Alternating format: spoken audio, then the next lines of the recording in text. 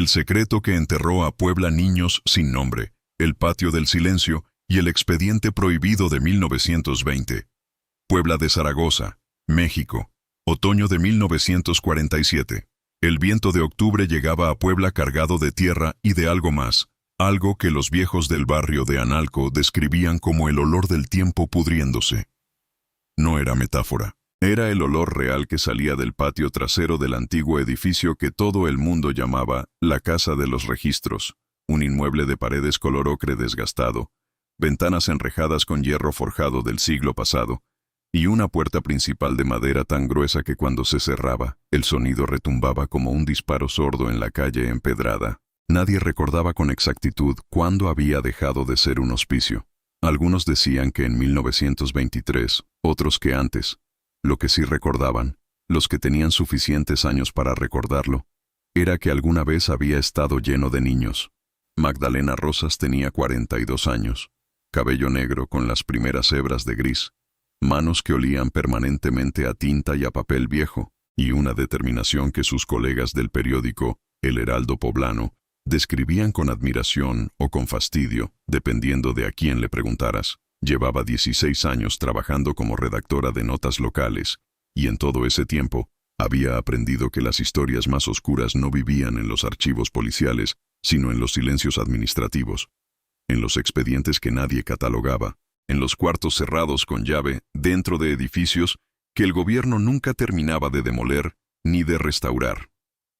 Si estás viendo este video desde tu ciudad, desde tu casa en algún rincón de México, o de cualquier parte del mundo, te invito a suscribirte al canal y a dejar en los comentarios desde dónde nos estás acompañando esta noche.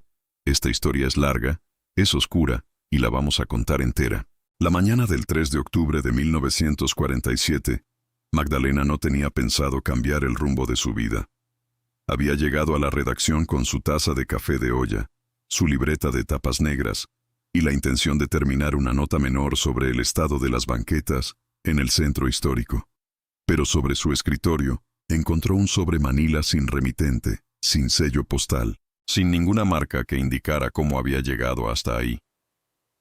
Dentro había 3 cosas. Una fotografía en blanco y negro de un patio de tierra, con lo que parecían ser montículos irregulares alineados en filas. Una hoja manuscrita con letra apretada y temblorosa que decía solamente: «Pregunte por el expediente de 1920. Pregunte cuántos niños entraron y cuántos salieron. Pregunte por el patio», y un nombre: Evaristo Calderón Mújica, con una dirección en la colonia La Luz. Magdalena no era una mujer que se perturbara fácilmente. Había cubierto inundaciones, incendios, un brote de tifoidea en 1939 que mató a 37 personas en 2 semanas. Pero algo en esa fotografía, en esos montículos de tierra perfectamente alineados dentro de un patio cercado por muros de piedra, le produjo una sensación que tardó varios minutos en identificar. No era miedo exactamente. Era reconocimiento. Como cuando ves algo que ya sabías que existía pero que habías decidido no mirar. Guardó el sobre en su bolso y le dijo a su editor, Rodrigo Peñafiel, que iba a hacer una visita de campo. La colonia La Luz quedaba a 40 minutos caminando, cruzando el centro por la calle 5 de Mayo, pasando frente a la catedral con sus torres que dominaban el horizonte como 2 dedos señalando el cielo, bajando después por calles que se volvían más estrechas y más silenciosas a medida que uno se alejaba del corazón comercial de la ciudad. Puebla en octubre tenía una luz particular, una claridad fría y dorada que hacía que los edificios coloniales parecieran pintados en lugar de construidos, que todo tuviera ese aspecto de escenografía cuidadosamente montada detrás de la cual, si uno empujaba con suficiente fuerza, podría encontrar simplemente madera y sombra. La casa de Evaristo Calderón Mújica era pequeña, de un solo piso, con una fachada encalada que alguna vez había sido blanca y ahora era del color indefinido de las cosas que han esperado demasiado tiempo. La puerta estaba entreabierta. Magdalena tocó 3 veces. Una voz desde el fondo dijo que pasara. Era una voz de hombre viejo, pero no débil. Era una voz que había decidido hablar después de mucho tiempo de no hacerlo, y esa decisión le daba un peso particular a cada sílaba. Evaristo Calderón tenía 81 años y aparentaba más. Estaba sentado junto a una ventana que daba a un patio interior donde crecía una higuera sin control. Cuando Magdalena entró a la habitación, no la miró de inmediato. Terminó de mirar el árbol, como si necesitara despedirse de algo, y luego giró la cabeza hacia ella con una lentitud que no era física sino moral. «¿Usted es del periódico?», dijo. No era pregunta. «Sí. Magdalena Rosas. Encontré su nota esta mañana. La dejé yo.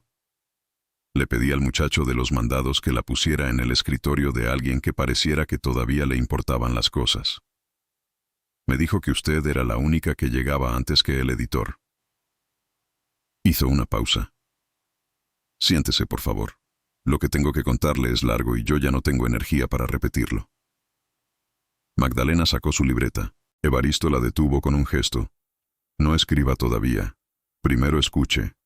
Después decida si quiere escribir o si prefiere hacer lo que hicieron todos los demás durante 27 años. ¿Qué hicieron todos los demás?». El anciano volvió a mirar la higuera. «No volver», dijo. Había nacido en 1866 en un pueblo pequeño al norte de Puebla. Llegó a la ciudad a los 17 años con 2 mudas de ropa y una carta de recomendación de un cura que lo describía como trabajador y discreto. Esas 2 cualidades, dijo Evaristo con algo que no era exactamente una sonrisa, eran las que lo habían condenado.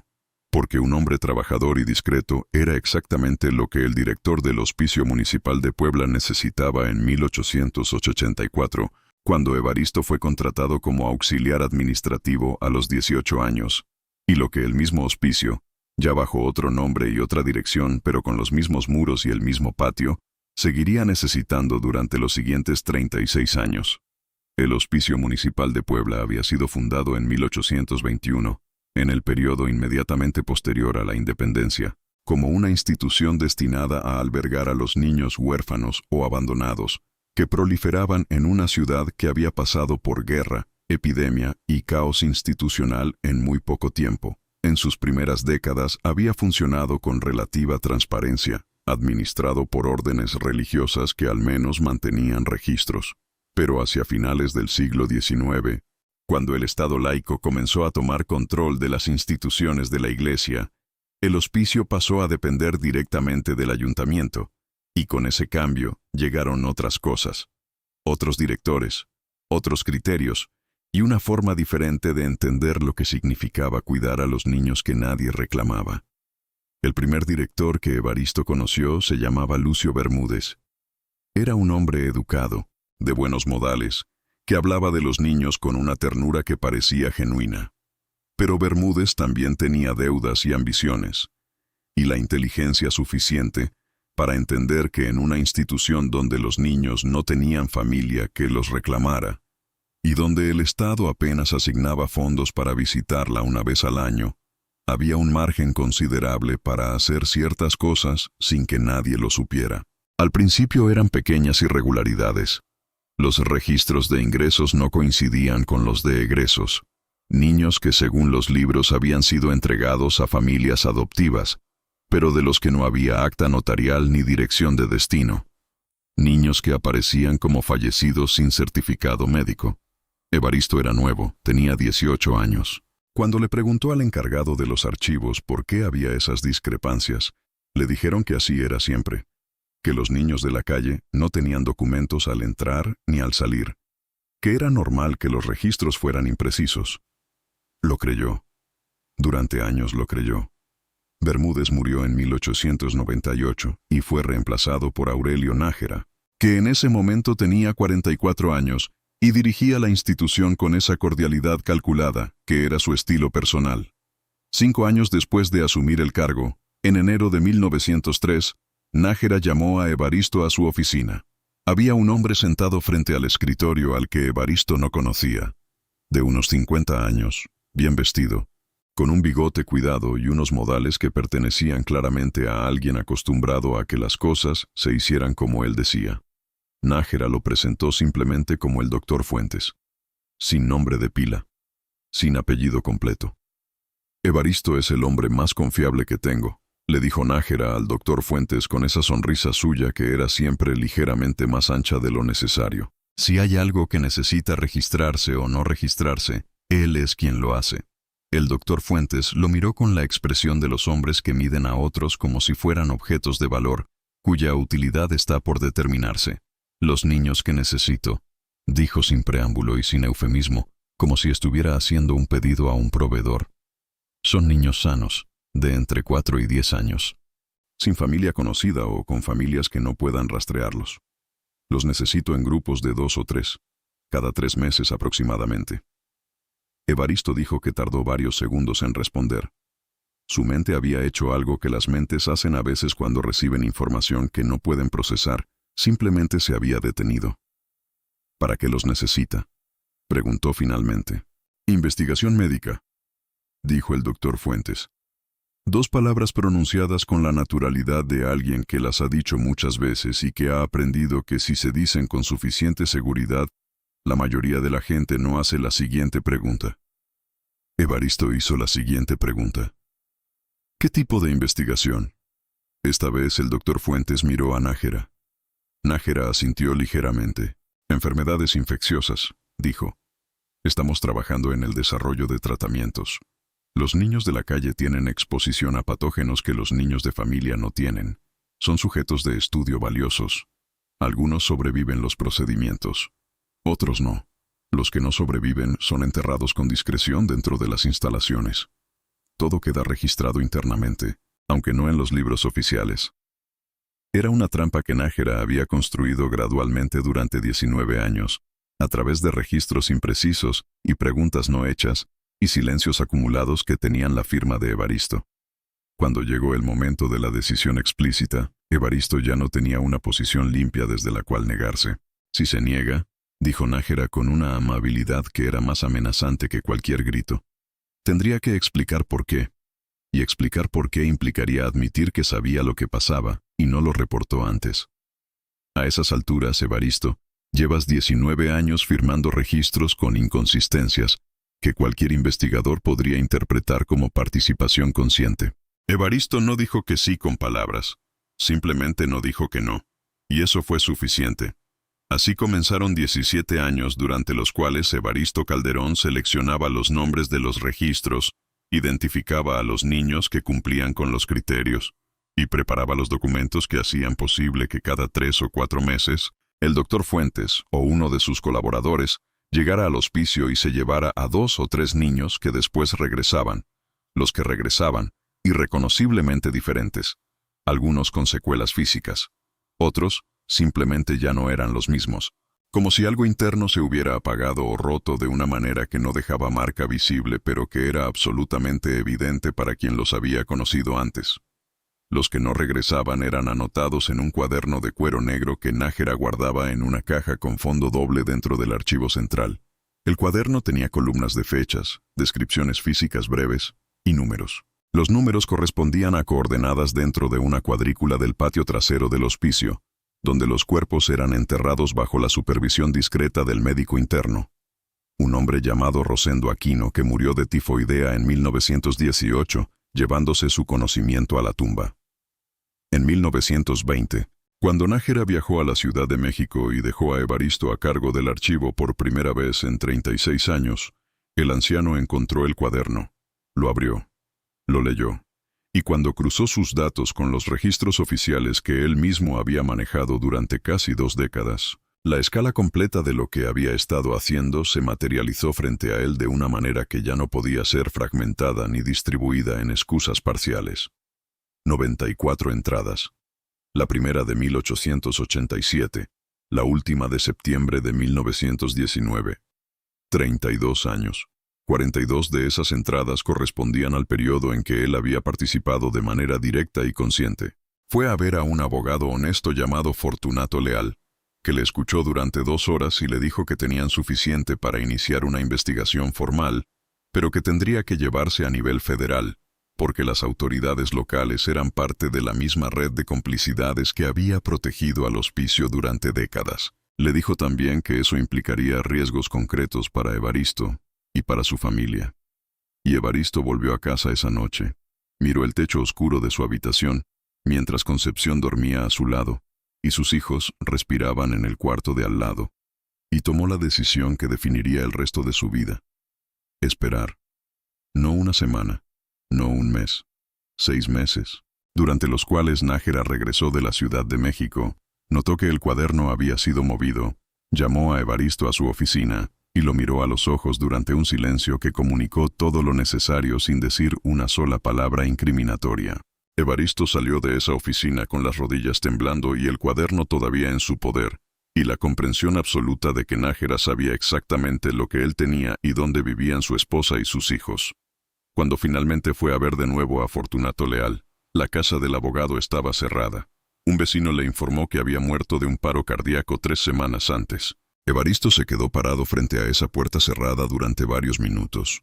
Luego se dio la vuelta, caminó a casa, envolvió el cuaderno en tela encerada y lo enterró en el patio trasero junto a la base de la higuera joven que en ese entonces apenas le llegaba a la rodilla.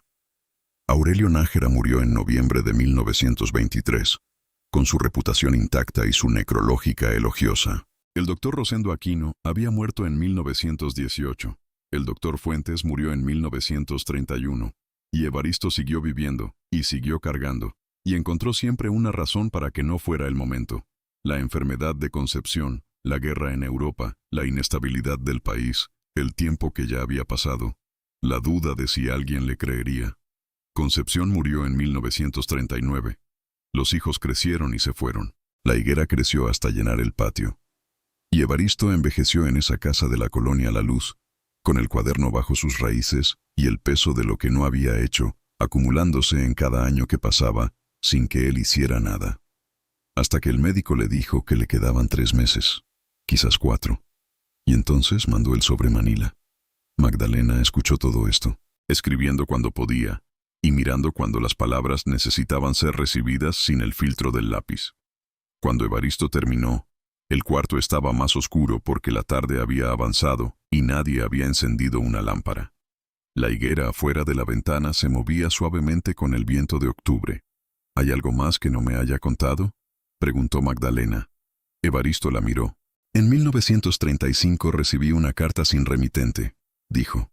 Dentro había una sola hoja que decía que Florencia Méndez, la encargada de los dormitorios infantiles del hospicio durante muchos años, vivía en esta misma colonia, a 4 calles de esta casa, que estaba vieja y enferma y que sabía cosas que yo sabía, que si algún día yo decidía hablar, ella también hablaría. ¿Fue a verla? No. ¿Sabe si todavía vive? No lo sé. Si vive, tiene más de 80 años, y lleva 12 esperando que yo fuera a verla. Magdalena anotó el nombre. Florencia Méndez. Lo subrayó 2 veces. Al día siguiente, antes de que Magdalena pudiera volver, encontró la puerta de la casa de Evaristo cerrada y a un hombre de 40 años en el umbral, que se presentó como Aurelio Calderón, sobrino del anciano. Su expresión era cerrada y defensiva. Le dijo que su tío estaba descansando, que era un hombre muy enfermo que a veces decía cosas que no tenían sentido, que la familia estaba tratando de que no se agitara con cosas que ya habían pasado. Cosas que ya habían pasado.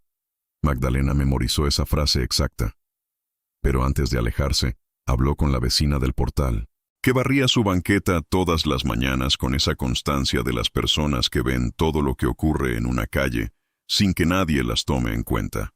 La vecina le dijo que esa mañana había escuchado a través de la pared que el señor Evaristo y su sobrino discutían, que el anciano decía que ya era tiempo, que ya era suficiente tiempo, y que Aurelio le respondía que se callara, que iba a causarle problemas a toda la familia. Magdalena fue a la biblioteca palafoxiana y pasó 3 horas revisando periódicos viejos. En febrero de 1901, El Amigo de la Verdad había publicado una nota de 10 líneas sobre familias del barrio de Santiago que reclamaban la desaparición de sus hijos del hospicio. Las autoridades municipales consultadas aseguraron que todos los procedimientos se realizaban conforme a la ley. No hubo nota de seguimiento. El periódico dejó de circular en 1903. Fue al barrio de Santiago. Preguntó en una tienda de abarrotes si había alguien muy mayor que conociera bien la historia del barrio. El tendero la mandó a la calle del Alacrán, a la segunda casa después de una pileta de piedra cubierta de bugambilia magenta. La mujer que abrió era pequeña, encorvada, con cabello blanco en chongo apretado y ojos negros y vivos que contrastaban con la fragilidad aparente del resto de su cuerpo. Se llamaba Refugio Palomares y tenía 92 años. La escuchó hasta el final. Luego habló con una sencillez que era más devastadora que cualquier énfasis. Mi hermana se llamaba Dolores, dijo.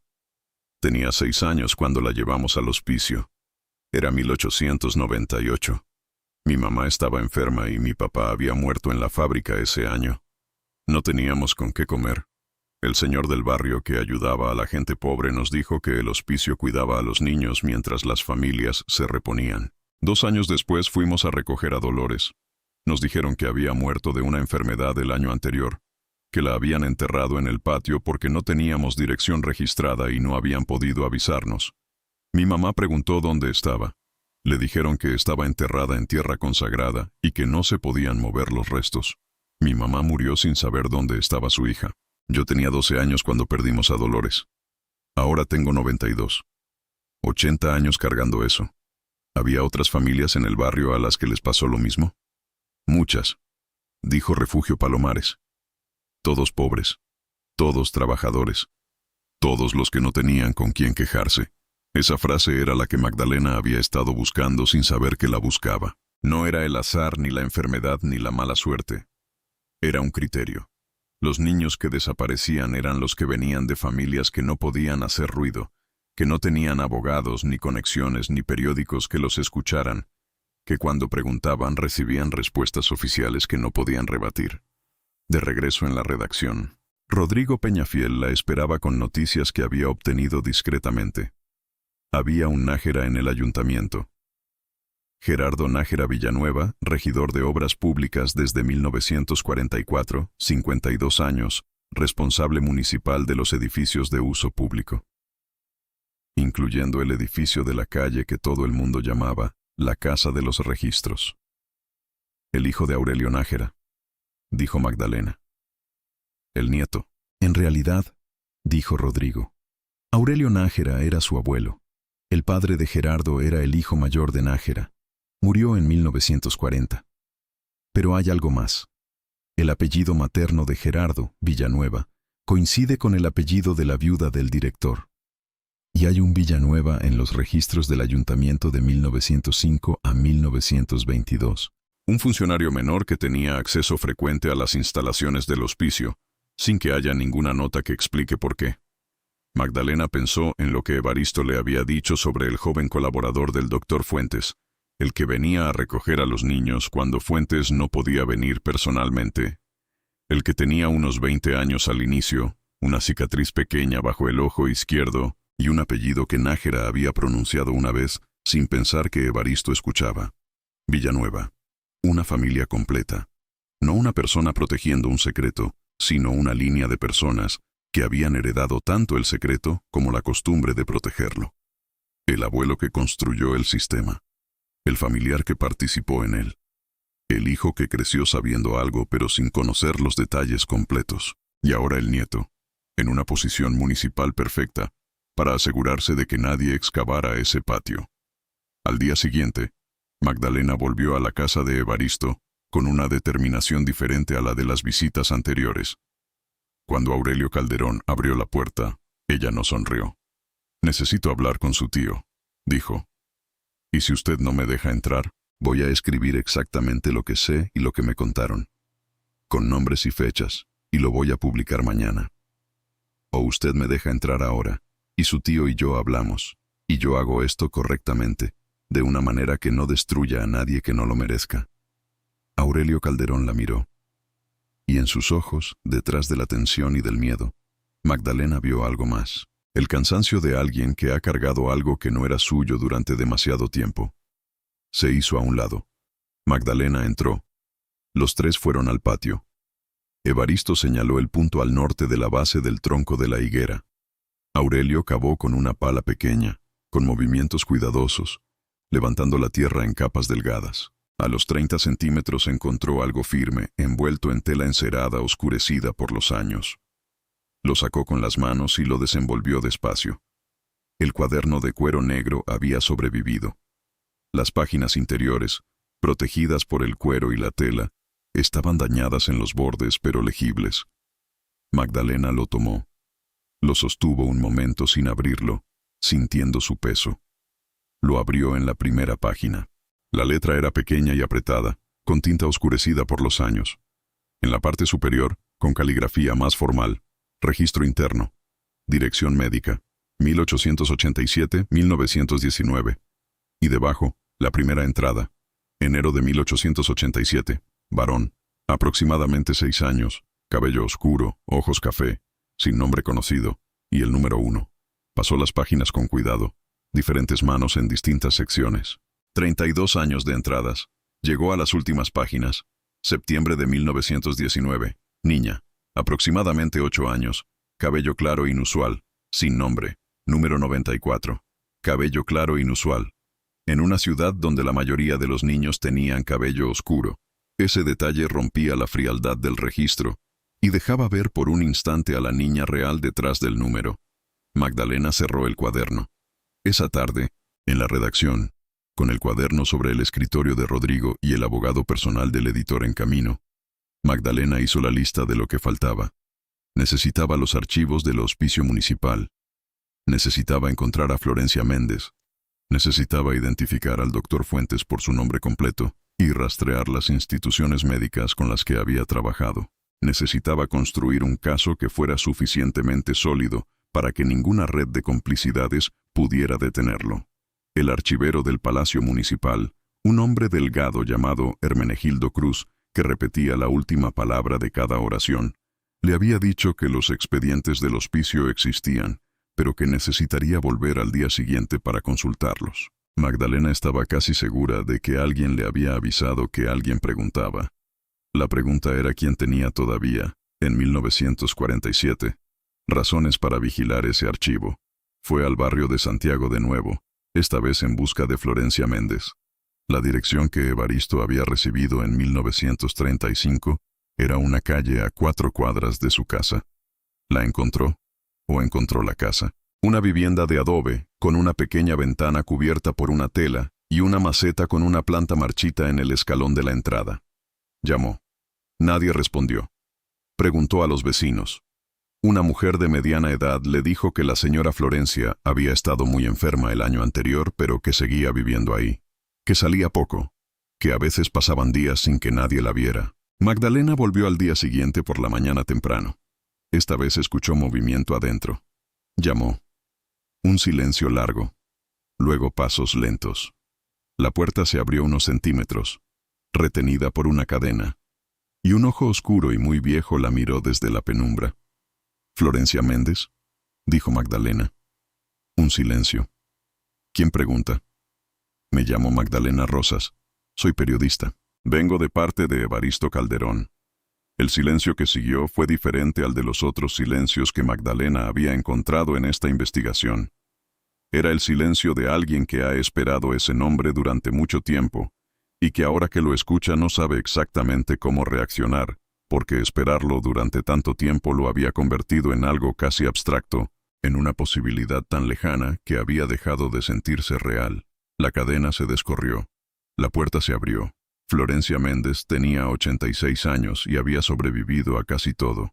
Era pequeña y delgada, con la piel de las personas muy viejas que han adelgazado hasta que la piel parece papel sobre los huesos, pero con unos ojos que funcionaban con una claridad que desmentía el deterioro del resto del cuerpo. Vivía rodeada de santos de barro y fotografías en marcos de madera, y el olor específico de las casas donde una persona sola ha vivido durante mucho tiempo, con sus recuerdos como única compañía. La hizo pasar. Le ofreció agua. Se sentó frente a ella en una silla de mimbre que crujió bajo su peso mínimo y la miró con esa claridad de ojos que no necesitaban preámbulo. Evaristo finalmente habló. Dijo. No era pregunta. Sí, dijo Magdalena. ¿Cuánto le contó? Todo lo que sabe. Florencia Méndez asintió lentamente. Entonces le falta la mitad, dijo. Lo que Florencia Méndez sabía era lo que Evaristo nunca había podido saber, porque su trabajo estaba en el archivo y el archivo estaba lejos de los dormitorios. Florencia había sido la encargada de los dormitorios infantiles desde 1895 hasta el cierre del hospicio en 1923. Durante ese tiempo había visto cosas que Evaristo solo había deducido a partir de registros y números. Había visto cómo llegaban los niños. Había visto la selección. Había visto las noches anteriores a las visitas del doctor Fuentes, cuando los niños elegidos eran separados del resto y llevados a un cuarto diferente. Un cuarto que Florencia llamaba el cuarto de espera, bajo el pretexto de que iban a ser llevados con una familia que los adoptaría. Había visto sus caras esa noche, la mezcla de miedo y esperanza que tenían los niños que han vivido sin familia y que de repente les dicen que alguien los quiere, sin saber que esa esperanza era la herramienta que usaban para que no opusieran resistencia. Y había visto los que regresaban. No todos, pero los suficientes como para entender lo que había pasado. Los había recibido, los había bañado, les había curado cuando podía. Las marcas que traían. Les había dicho que estaban bien, que ya había pasado, que estaban seguros, sabiendo que estaba mintiendo en todos los sentidos posibles porque lo que les había pasado no podía deshacerse con palabras ni con cuidados. ¿Por qué no lo reportó?, preguntó Magdalena, con la misma pregunta que le había hecho a Evaristo, con el mismo tono que no era reproche, sino necesidad de entender. Florencia Méndez la miró con una expresión que contenía décadas de haberle hecho esa misma pregunta a sí misma. Porque la primera vez que intenté decirle algo a alguien, la directora de turno me llamó a su oficina y me dijo que las personas que no sabían mantener su lugar en las instituciones terminaban en la calle sin referencias y sin posibilidad de encontrar otro trabajo, dijo. Tenía 22 años, tenía a mi madre enferma en casa. Tenía el miedo específico de las mujeres pobres que saben exactamente lo que les pasa cuando no tienen ni trabajo ni referencias ni nadie que las defienda. Una pausa muy larga. Y así pasaron los años. Y con cada año que pasaba, lo que no había dicho el año anterior se volvía más difícil de decir porque ya era un año más de silencio que tenía que explicar. Florencia había guardado algo más. Algo que Evaristo no sabía que existía. Se levantó con esa lentitud económica y digna, fue a un baúl de madera oscura en el rincón del cuarto, lo abrió y sacó una caja de cartón atada con un cordel. La puso sobre la mesa frente a Magdalena. Cuando vi que iban a cerrar el hospicio en 1923, antes de que me fueran, tomé cosas del archivo, dijo. Cosas que sabía que iban a desaparecer. No el cuaderno. Ese era de Nájera, y él se encargó de que desapareciera, aunque claramente no lo logró del todo. Pero otras cosas. Dentro de la caja había documentos, cartas en papel membretado de una institución llamada Instituto de Higiene y Patología Experimental de México, con sede en la Ciudad de México. Las cartas estaban dirigidas a Aurelio Nájera y firmadas por alguien cuya firma era ilegible, pero cuyo cargo decía director de investigación aplicada. El contenido de las cartas era técnico, lleno de terminología médica de la época, pero el patrón era claro. Solicitudes periódicas de sujetos de estudio con características específicas, confirmaciones de recepción, y en algunos casos, informes breves de resultados que usaban el lenguaje neutro y objetivo de la ciencia para describir lo que le había pasado a los niños durante los procedimientos. También había una lista, escrita a mano, en papel diferente al de las cartas, con la letra que Magdalena ya reconocía como la de Nájera. Era una lista de nombres, 12 nombres de hombres con cargos institucionales, médicos, funcionarios de salud pública, un rector universitario, 2 académicos. Junto a cada nombre había una cantidad de dinero, los pagos, la red de distribución de lo que el doctor Fuentes producía con sus procedimientos, no solo el Instituto de Higiene y Patología Experimental, una red más amplia, con 12 puntas visibles, y probablemente más que no estaban en esa lista. Magdalena fotografió mentalmente cada documento. Tomó notas con la letra más pequeña y rápida que pudo, y cuando terminó miró a Florencia Méndez con la comprensión de que lo que tenía en esas manos era suficiente. No para cerrar todo, no para responder cada pregunta que quedaba, pero sí para hacer lo que necesitaba hacer. Construir un caso que tuviera la solidez suficiente para que ninguna red de complicidades pudiera simplemente hacer desaparecer. ¿Puedo llevárselos?, preguntó. Se los doy, dijo Florencia. Los guardé para esto, para el día en que alguien viniera a buscarlos. Hizo una pausa. Tardó mucho. Lo sé, dijo Magdalena. ¿Va a servir de algo? Magdalena no respondió de inmediato. Miró los documentos sobre la mesa. Pensó en los 94 números del cuaderno negro. Pensó en Dolores, la hermana de Refugio Palomares, 6 años en 1898. Pensó en la niña del número 94, 8 años, cabello claro inusual, septiembre de 1919. Pensó en los sobrevivientes que podían estar en algún lugar de ese país, adultos ahora, cargando en sus cuerpos lo que nadie había reconocido todavía. Va a servir, dijo. De regreso en la redacción, Magdalena pasó 2 días escribiendo. No el artículo todavía, sino el expediente completo. Los testimonios de Evaristo y de Florencia, las notas de la hemeroteca, las cartas del instituto, la lista de pagos, la historia del doctor Fuentes y sus colaboradores, la línea familiar de los Nájera y los Villanueva, la posición actual de Gerardo Nájera Villanueva, como regidor de obras públicas. Todo ordenado, con fechas, con fuentes identificadas, con el rigor específico de un documento que tendría que sobrevivir al escrutinio de personas que querrían encontrar cualquier razón para desestimarlo. Rodrigo Peñafiel lo leyó todo en una tarde. Cuando terminó, se quedó en silencio durante un tiempo que Magdalena midió por los cigarros, 2 completos y la mitad de un tercero. Necesitamos un abogado que no tenga ningún vínculo con el ayuntamiento, dijo finalmente. Ya lo pensé, dijo Magdalena. Hay un hombre en Veracruz, Ignacio Solano, que lleva casos de derechos contra instituciones públicas. Lo conozco de un caso de hace 3 años. Es honesto y no le debe favores a nadie en Puebla. Llámalo mañana, dijo Rodrigo. Ya lo llamé esta tarde, dijo Magdalena. Rodrigo la miró con esa expresión que oscilaba entre la admiración y el fastidio, y que era, en el fondo, su forma de expresar afecto profesional. ¿Y? Viene el lunes, dijo Magdalena.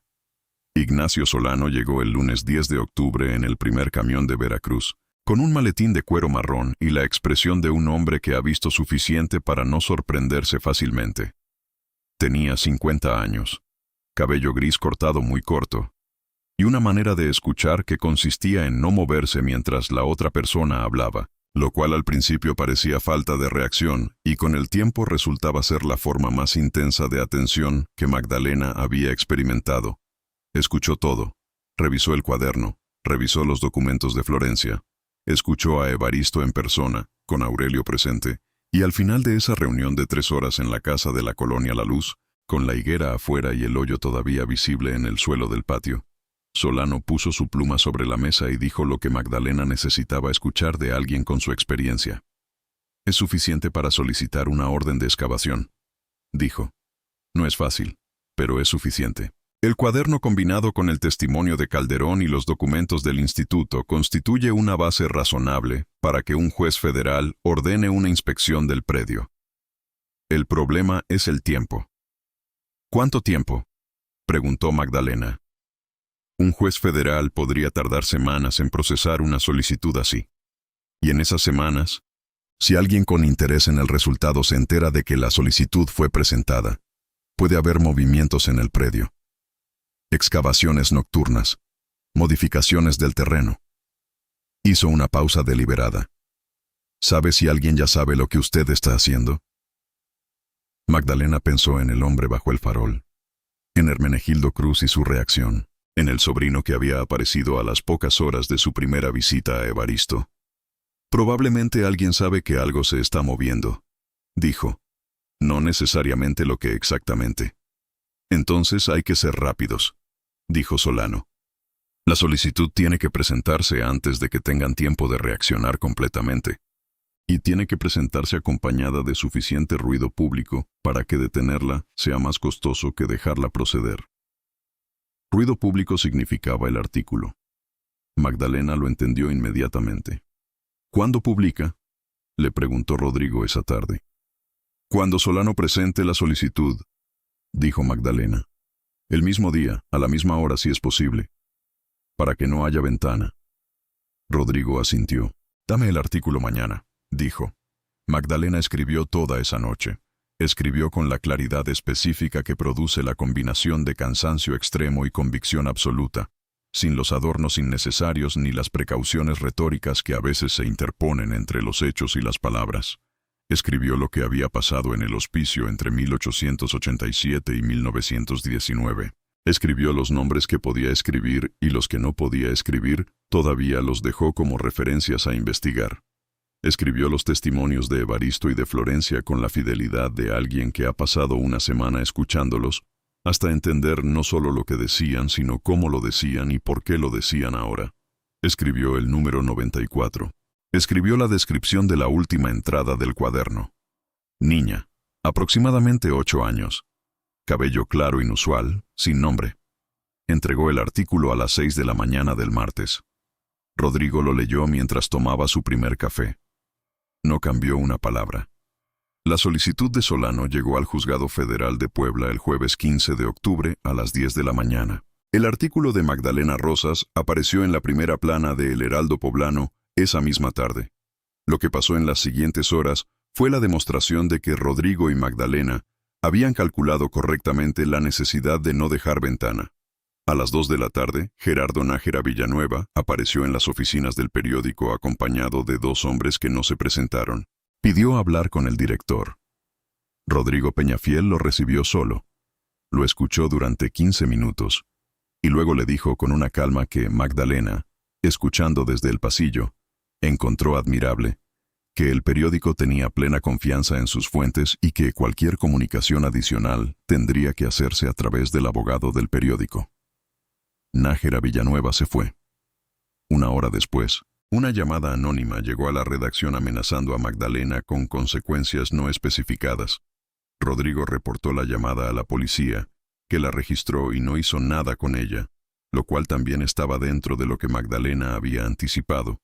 Lo que no había anticipado llegó al día siguiente por la mañana, cuando Aurelio Calderón, el sobrino de Evaristo, apareció en la redacción con una expresión que no era de emergencia sino algo más contenido y más serio.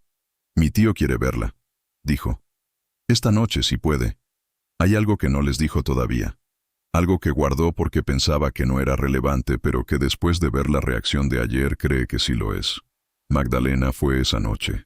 Evaristo estaba más pálido que en las visitas anteriores, con ese color específico de la enfermedad avanzando. Pero sus ojos seguían teniendo esa claridad que lo había caracterizado desde el principio. «Hay una persona viva», dijo sin preámbulo. «Una persona que estuvo en el hospicio como niño y que sobrevivió los procedimientos y que fue liberado en 1922 sin documentos. Yo lo sé porque fui yo quien preparó su liberación. Tenía entonces unos 20 años y estaba en un estado que no voy a describir porque no tengo las palabras para hacerlo dignamente». Hizo una pausa. «Lo sé porque me rastreó. Hace 8 años, en 1939, unos meses después de que murió Concepción, vino a mi casa. Se presentó. Me dijo que sabía quién era yo y qué había hecho, que no venía a hacerme daño, que solo quería que alguien supiera que él existía, que había existido como persona antes de que lo convirtieran en sujeto de estudio, que tenía nombre». «¿Cómo se llama?», preguntó Magdalena. «Cuando lo liberaron no tenía nombre en ningún registro», dijo Evaristo. Él mismo se puso uno. «Se llama Nicolás. Nicolás Esperanza».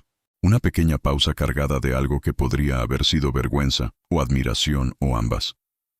«Me dijo que eligió ese apellido porque era lo único que nadie había podido quitarle». Nicolás Esperanza tenía 45 años en 1947. Vivía en la Ciudad de México, según lo que Evaristo sabía.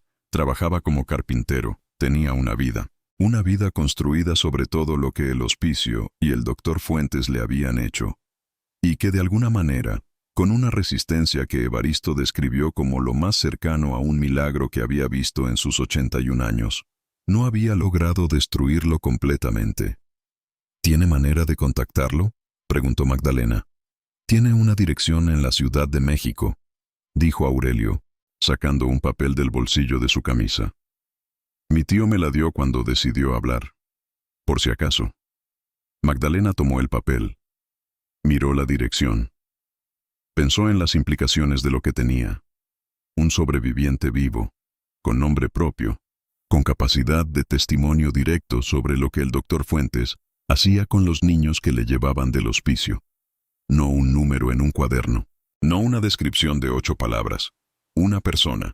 Si Nicolás Esperanza estaba dispuesto a hablar, el caso adquiría una dimensión que ningún funcionario municipal y ninguna red de complicidades heredada podría absorber con sus métodos habituales, porque los muertos en el patio podían ser disputados, las fechas podían ser cuestionadas, los documentos podían ser tachados de falsos o de ambiguos, pero un hombre vivo que se para frente a un juez y dice, esto me pasó a mí, y yo lo viví, y aquí estoy para contarlo, es una categoría diferente de evidencia.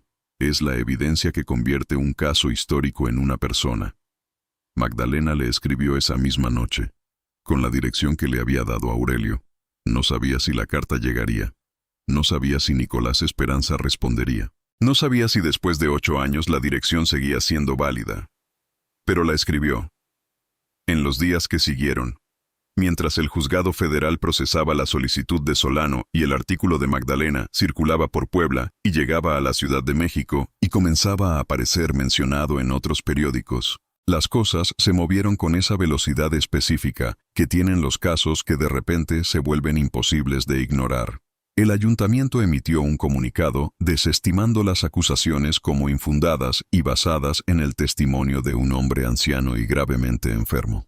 3 académicos cuestionaron públicamente la credibilidad del cuaderno. Un funcionario de salud pública dijo que no había registros de ningún instituto de higiene con el nombre mencionado en los documentos de Florencia Méndez.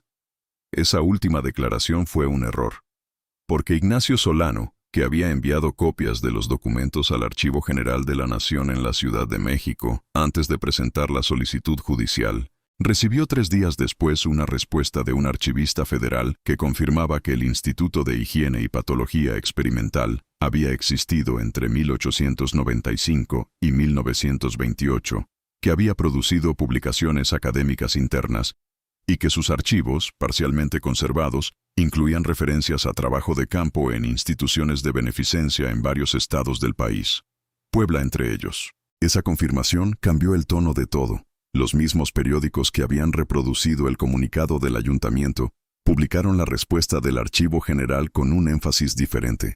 Gerardo Nájera Villanueva dejó de aparecer públicamente. Su oficina en el ayuntamiento comenzó a responder todas las consultas con un escueto sin comentarios que era, en sí mismo, una forma de respuesta. El juez federal asignado al caso era un hombre de 60 años llamado Próspero Alvarado Garza, conocido en los círculos legales de Puebla por su lentitud metódica y su resistencia a dejarse presionar por ninguna dirección. Solano lo conocía de reputación y dijo que era exactamente el tipo de juez que necesitaban, el tipo que tardaba más de lo deseable pero que cuando se movía en una dirección que no cambiaba. El juez Alvarado Garza citó a declarar a Evaristo Calderón para el 22 de octubre. 19 días después de que Magdalena había encontrado el sobre Manila sobre su escritorio. Evaristo llegó al juzgado acompañado de Aurelio y de Solano. Estaba más débil que la semana anterior, con ese deterioro que la enfermedad avanza sin considerar los calendarios de los juicios ni los plazos de los periodistas. Pero cuando se sentó frente al juez Alvarado Garza y comenzó a hablar, su voz tenía la misma claridad que había tenido desde el principio. Esa claridad de los hombres que finalmente han decidido decir la verdad y que descubren que la verdad, a diferencia de todo lo demás que han cargado, no pesa. Habló durante 2 horas. Respondió cada pregunta del juez con una precisión que sorprendió a todos en la sala, excepto a Magdalena, que lo había escuchado suficientes veces como para saber que Evaristo Calderón había revisado mentalmente esos hechos miles de veces durante 27 años, que los conocía con la exactitud involuntaria de lo que se repite solo en la oscuridad de las noches sin dormir. Florencia Méndez declaró al día siguiente, en su casa, porque su estado de salud no le permitía desplazarse al juzgado. El juez Alvarado Garza envió a un secretario. Florencia habló durante 1 hora y media, con los documentos de su caja de cartón sobre la mesa frente a ella, señalando cada carta y cada anotación, con un dedo que temblaba ligeramente, pero que nunca perdió la dirección. La respuesta de Nicolás Esperanza llegó una semana después de que Magdalena le había escrito. Era una carta de 2 páginas, con una letra que era la de alguien que había aprendido a escribir solo, irregular en los tamaños pero perfectamente legible, con una sintaxis que era la de alguien que construye las oraciones como construye los muebles, con cuidado, sin adornos innecesarios, asegurándose de que cada pieza esté donde tiene que estar antes de pasar a la siguiente. Decía que sí, que vendría a Puebla, que había esperado este momento desde que tenía uso de razón, que tenía miedo, porque el miedo no desaparecía solo con el tiempo, pero que el miedo era manejable comparado con la alternativa, que era seguir siendo el número que alguien había escrito en un cuaderno negro, sin que nadie supiera nunca que detrás de ese número había una persona con nombre propio. Llegó el 28 de octubre en el camión de la mañana. Magdalena lo esperaba en la terminal. Era un hombre de mediana edad, de complexión media, con el cabello oscuro ya con vetas de gris y una forma de moverse que era simultáneamente cautelosa y decidida, como alguien que ha aprendido a leer los espacios antes de entrar en ellos. Cuando bajó del camión y la vio, se detuvo un momento. Luego caminó hacia ella con la mano extendida. «Nicolás», dijo. «Magdalena», dijo ella. Se dieron la mano en la terminal del camión de Puebla, rodeados del ruido y el movimiento de una mañana de martes ordinaria, y en ese apretón de manos estaba contenido algo que ninguno de los dos habría sabido nombrar exactamente, pero que ambos reconocieron: el peso específico de dos personas que han llegado al mismo lugar, desde direcciones completamente diferentes y que saben, sin necesidad de discutirlo, que lo que van a hacer juntas en los días que siguen importa de una manera que va más allá de ellas.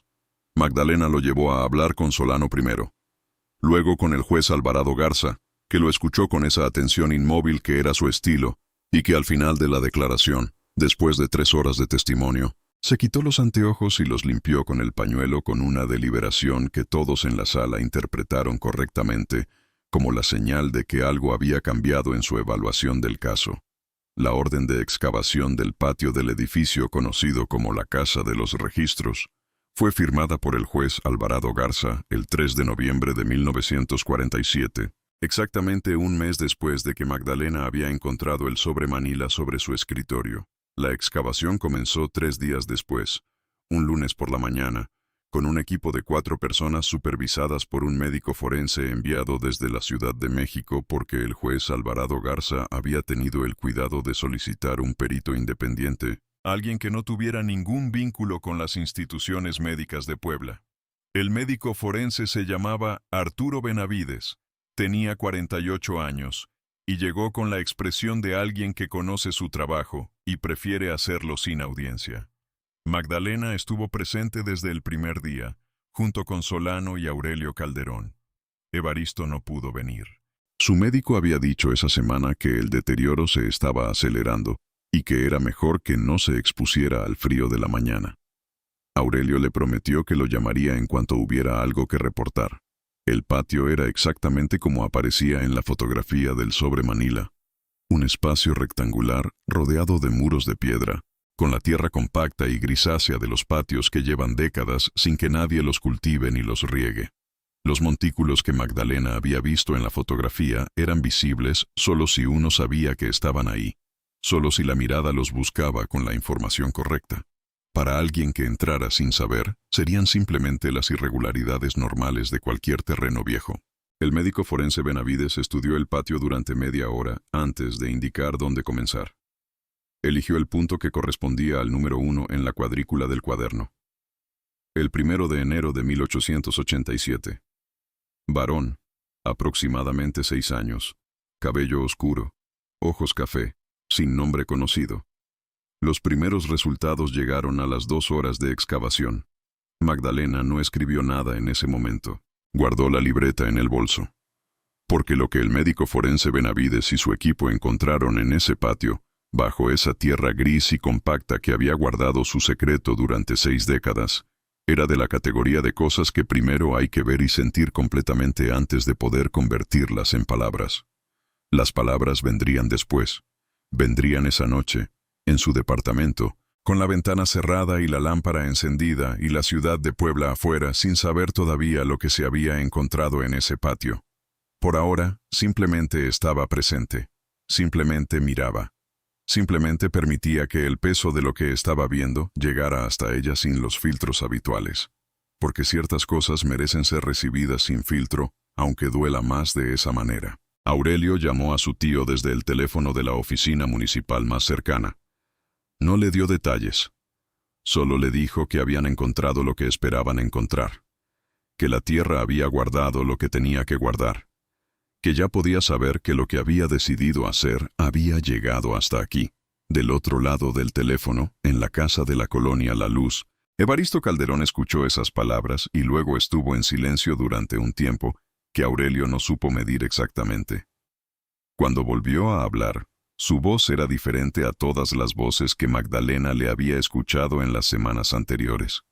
Era más pequeña, más simple, más parecida a la voz de alguien que finalmente ha puesto algo muy pesado en el suelo. «Gracias», dijo solamente. Y colgó.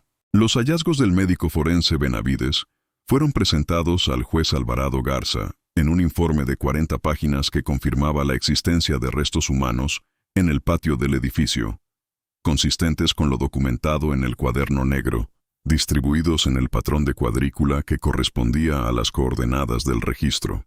El informe estimaba que los restos pertenecían a individuos de entre 4 y 12 años de edad, con fechas de muerte distribuidas a lo largo de varias décadas. Los análisis adicionales requerirían tiempo, pero las conclusiones preliminares eran suficientemente claras para que el juez emitiera una resolución formal, ordenando la apertura de una investigación criminal. Gerardo Nájera Villanueva renunció a su cargo de regidor de Obras Públicas el 15 de noviembre de 1947, sin declaraciones públicas y a través de un comunicado de una sola línea que su oficina entregó al ayuntamiento. Nadie del ayuntamiento hizo declaraciones sobre su renuncia.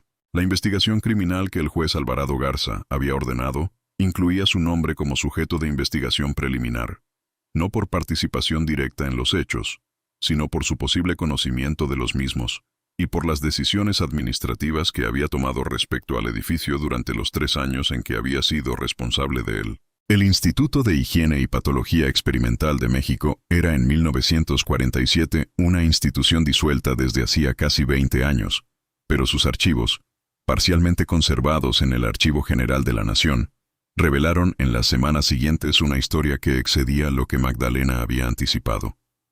El instituto había tenido financiamiento tanto público como privado. Había publicado resultados de sus investigaciones en boletines internos distribuidos a una lista restringida de médicos e instituciones académicas.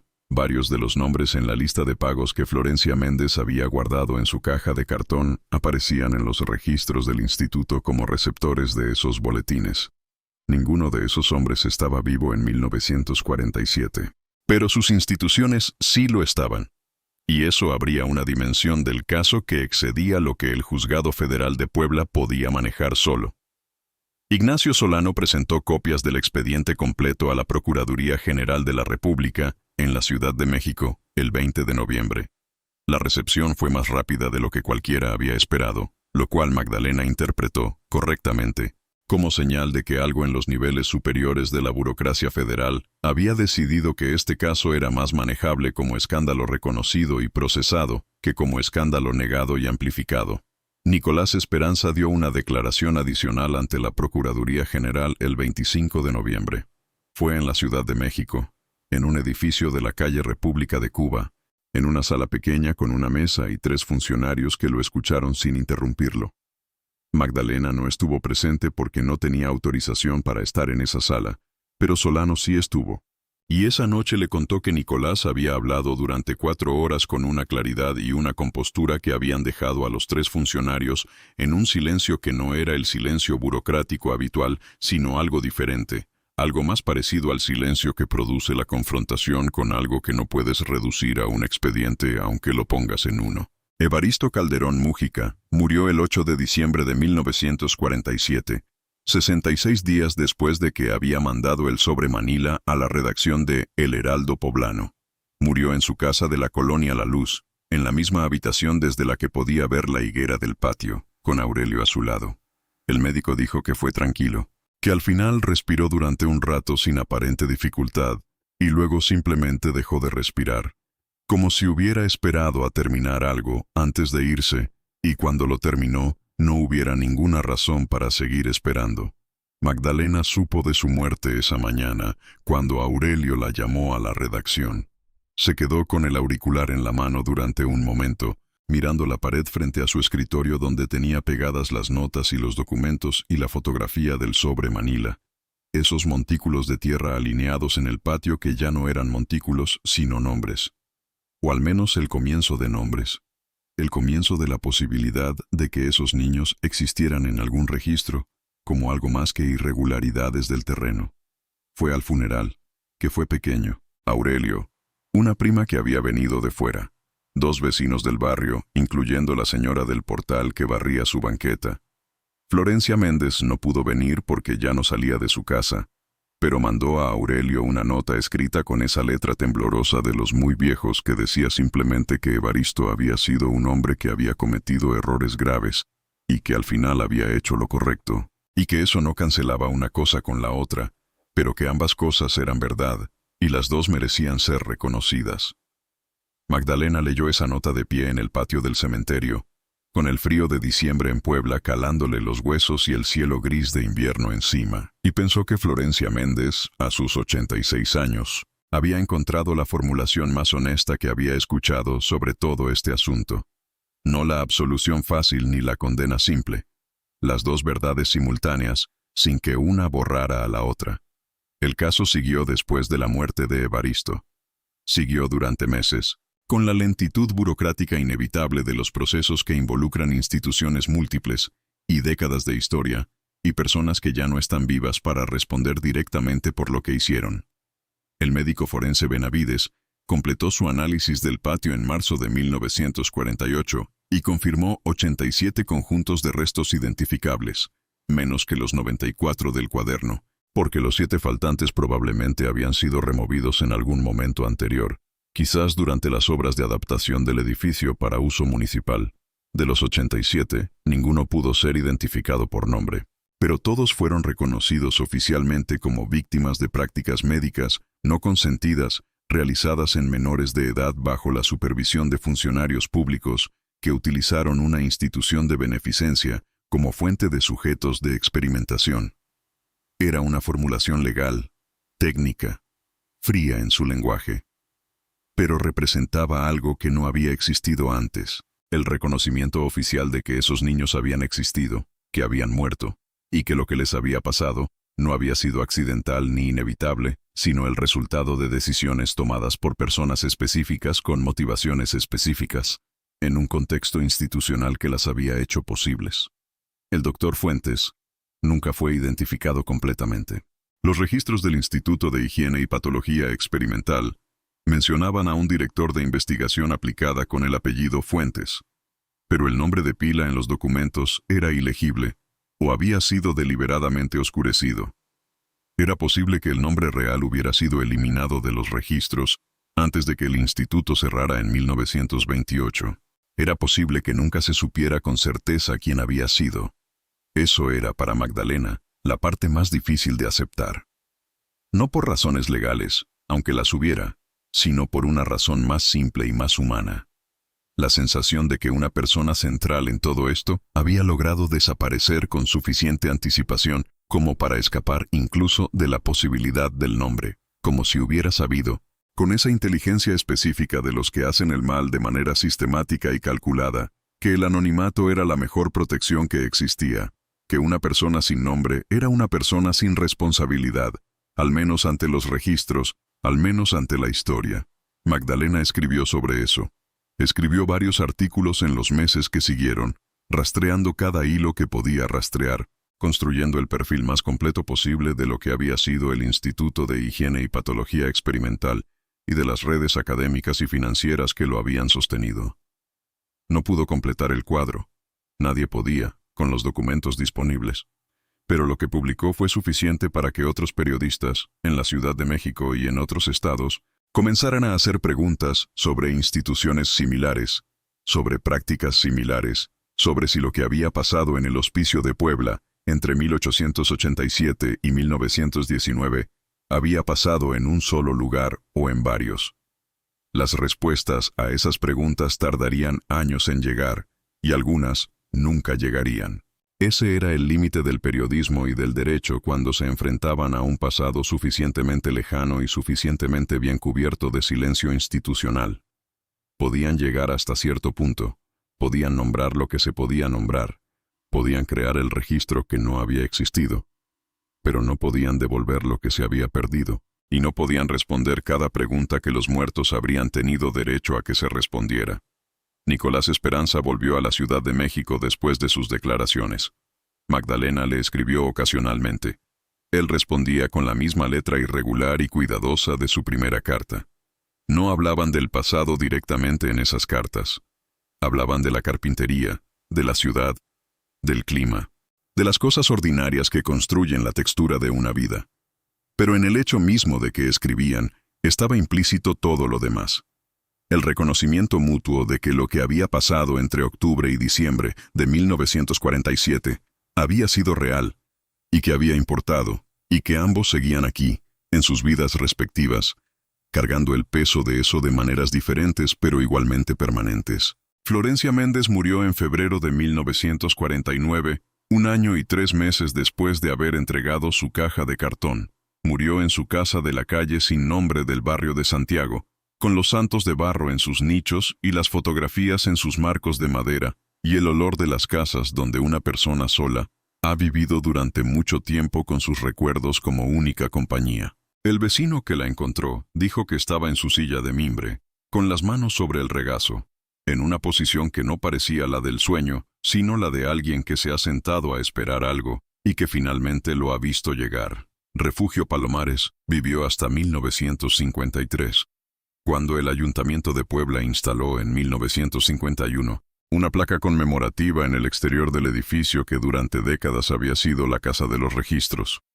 Una placa de mármol blanco que decía simplemente: en memoria de los niños que vivieron y murieron en este lugar entre 1821 y 1923. Sus nombres no están registrados, pero su existencia sí.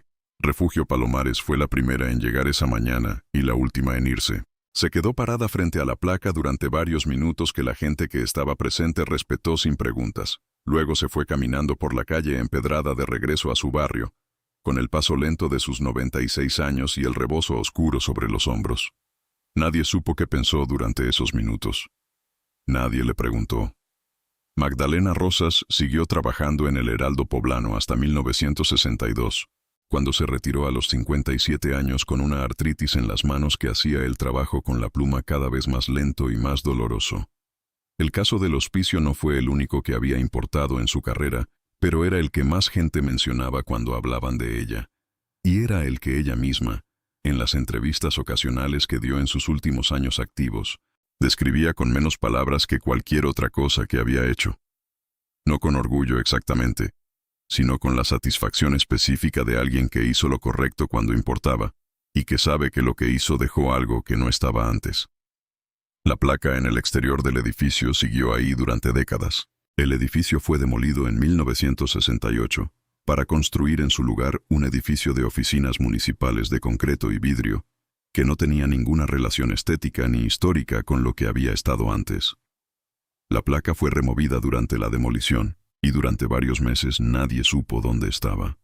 Finalmente apareció en una bodega municipal, sin daños, y fue reinstalada en la banqueta frente al nuevo edificio, donde siguió existiendo como lo que había sido siempre. Un trozo de mármol con palabras insuficientes para lo que conmemoraban, pero presentes, visibles, resistiendo la indiferencia del tiempo y la costumbre de caminar frente a las cosas sin leerlas. En Puebla, en octubre, el viento seguía llegando cargado de tierra y de ese olor que los viejos del barrio de Analco habían descrito durante generaciones como el olor del tiempo pudriéndose.